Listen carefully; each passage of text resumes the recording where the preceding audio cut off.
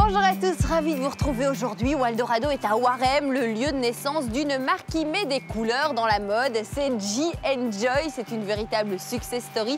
Partons à leur rencontre.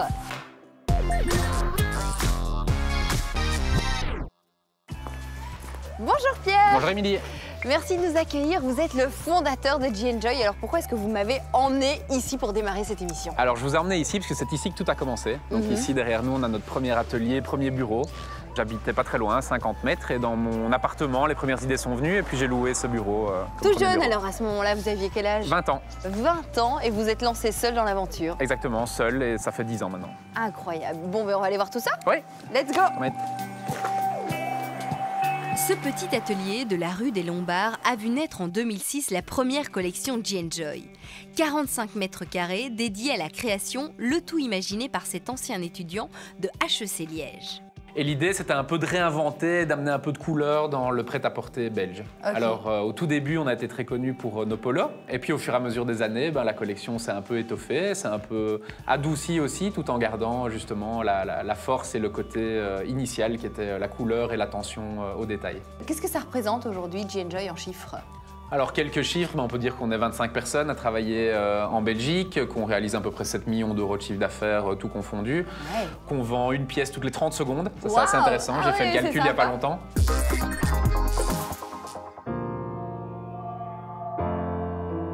Nous sommes de retour chez G&Joy, le petit atelier est devenu grand. Il faut dire que la marque est aujourd'hui présente dans une dizaine de pays et il faut de la place pour laisser libre cours à la créativité. J'ai hâte de rencontrer les stylistes. Voilà donc Émilie, ici c'est notre espace créatif. Plus d'1 an avant que nos produits n'arrivent en boutique, les produits sont imaginés ici. Ouais, c'est un peu le ventre de la maman quoi ici. On peut dire ça comme ça. C'est la maman qui parle. Hein. Voilà, donc j'ai 4 collègues super doués qui imaginent les collections en permanence. Et donc on a 4 collections par an. Et justement, est-ce que l'inspiration, c'est suivre la tendance ou alors c'est totalement autre chose? C'est pas que, je dirais qu'évidemment on suit la tendance et la tendance elle peut venir de plein d'univers différents. Nous, je dirais qu'on puise nos inspirations à tout niveau, dans ce qu'on voit ailleurs, dans d'autres secteurs, etc. Mais on se base aussi évidemment sur ce qui plaît à nos clients, puisqu'on a un ADN qui est quand même un peu unique. Qui est la couleur. Qui est la couleur notamment, et aussi tout ce qui est attention aux détails.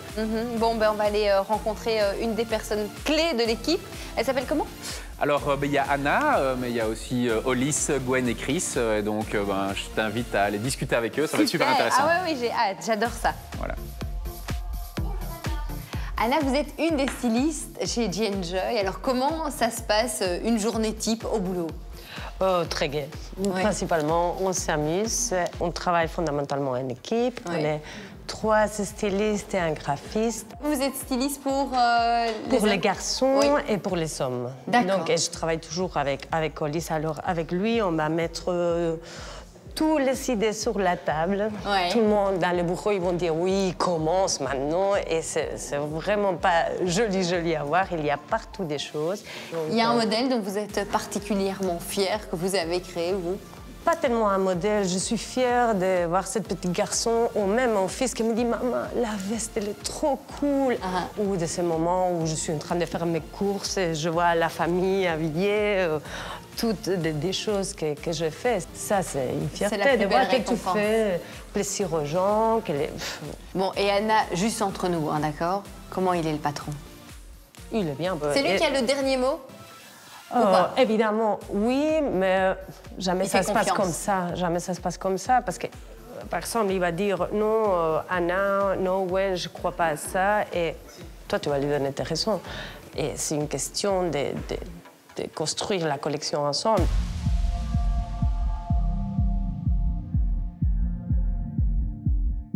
L'époque des petits défilés organisés avec les copains est révolue. Aujourd'hui, la présentation de chaque nouvelle collection de G&Joy est devenue un véritable spectacle qui doit créer l'événement.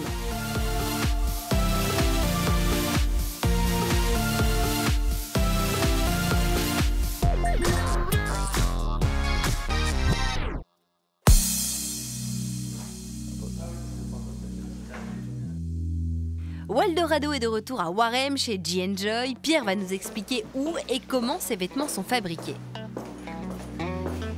Et donc la Pierre, on arrive dans quel espace? Alors c'est un espace qu'on appelle la Designer's Library. Designer's Library. Exactement. Wow. C'est-à-dire? Eh ben, en fait, c'est un peu l'endroit d'inspiration, la bibliothèque interne pour nos stylistes. Donc on y range nos best-sellers des saisons précédentes, nos inspirations en termes de tissus, de matières et de plein d'autres choses qui nous servent d'exemple pour les collections qui suivent. Donc ils viennent se promener parfois un petit peu ici à la recherche de nouvelles idées. On peut dire ça comme ça. Ouais. Où est-ce que vous fabriquez tous ces vêtements? Alors malheureusement pas en Belgique. Outre payer le prix nécessaire, ce ne serait même plus possible de produire, parce qu'on produit quand même 200 000 pièces par an.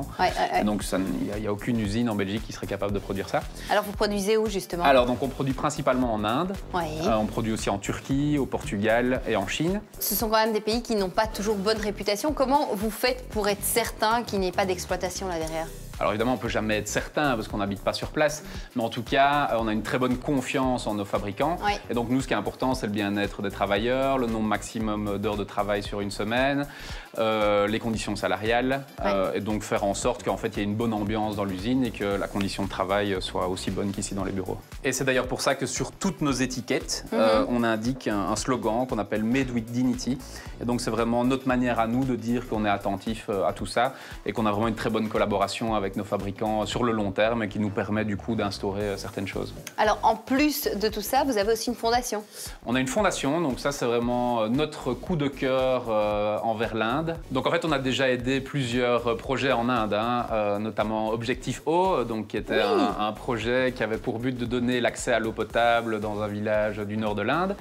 Et donc ça c'était une opération one shot que l'on a fait en 2012. Mais sinon de manière récurrente, en fait on parraine 60 enfants orphelins en Inde. Et donc, de manière indirecte, on finance ce qu'il faut pour leur logement, leur éducation et leur bien-être au quotidien. Voilà. Joli.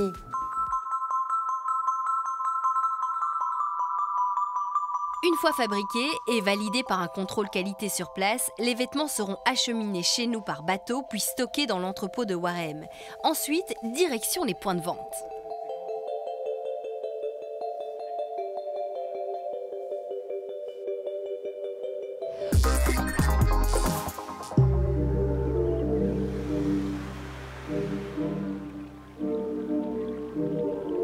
C'est maintenant dans les rayons du magasin G&Joy de Liège que je vous retrouve. Visite guidée avec Pierre, petits détails sur la collection à la clé.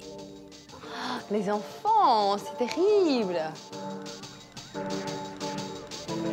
Comme ça. Quand j'ai pris connaissance de comment se passait une production textile, je me suis rendu compte qu'il y avait beaucoup de déchets. Et donc, plutôt que de les jeter à la poubelle, on s'est dit pourquoi ne pas donner une deuxième vie d'une certaine manière.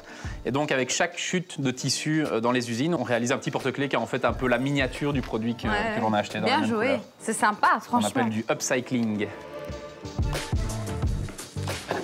Alors Pierre, ici, on est dans un flagship store. Vous voyez, j'ai travaillé mon anglais. En quoi ça consiste exactement? Alors on peut dire un peu que c'est une boutique vitrine. Donc c'est une boutique dans laquelle on retrouve l'ensemble de la collection, l'ensemble du concept. Vous voyez, il y a une décoration particulière. Alors il y en a 4. Donc ici on est à Liège.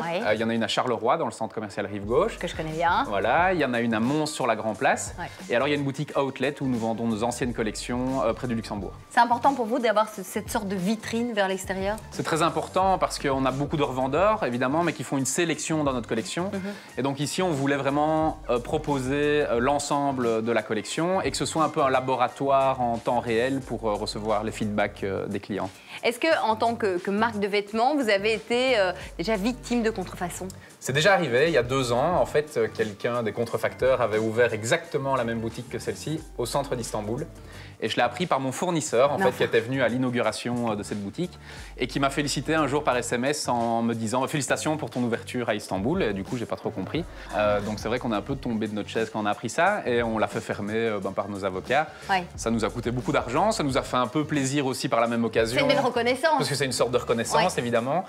Mais c'est vrai qu'on a été surpris sur le coup. Et vous comptez ouvrir encore d'autres boutiques comme celle-ci? Ce sont dans les projets. On aimerait bien ouvrir plusieurs boutiques sur la côte belge. Ah, chouette. Et donc créer de l'emploi et continuer à faire connaître la marque dans le nord du pays.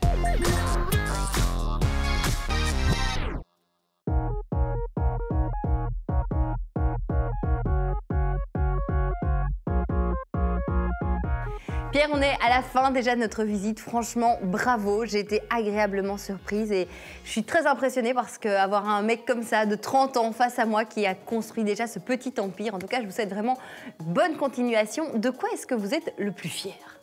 Alors, je peux dire que je suis le plus fier d'avoir réussi à transformer une idée en réalité, avoir pu convaincre en fait l'ensemble de nos clients ou des personnes qui ont déjà acheté du G&Joy que porter de la couleur ou en tout cas amener de la joie de vivre au quotidien de par ce qu'on porte, c'est possible. Et puis d'avoir créé de l'emploi dans la région, c'est important évidemment. Et quel est le conseil que vous donneriez à un jeune qui a envie de se lancer dans l'aventure?